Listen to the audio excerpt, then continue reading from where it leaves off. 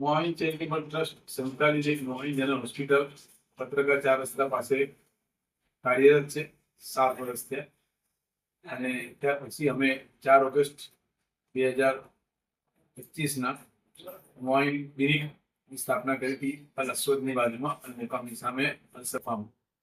અને ત્યાંની સફળતા પછી આ વિસ્તારમાં પણ અમે જોયું કે ઘણો બધો વિસ્તાર મધ્યમ વર્ગનો છે અને સાધારણ વર્ગના છે. એ લોકોને પણ સારી રાહત સારવાર મળી રહે એવા હેતુથી અમે અહીંયા પણ આજે ક્લિનિકની શરૂઆત કરી છે. અને આરોગ્ય ક્ષેત્રે સમાજની સારી સેવા થાય તેવા ઉમદા હેતુ સાથે અહીંયા ક્લિનિક આજે શરૂ કરી છે. નિયમિત સવારે 9 થી 1 અને સાંજે 5 થી 9 અમારા જનરલ પ્રેક્ટિશનર નર્સિંગ સ્ટાફ અહીંયા હાજર રહેશે. અને આગળની કોઈ સારવાર કે કોઈ ચેકઅપ હોય તો તેમને મળી રહેશે દર્દીઓને. આ ક્લિનિક ક્યાં આગળ આવેલી છે? આ અલાફિયા જે છે કોમ્પ્લેક્સ ત્યાં આવેલી છે.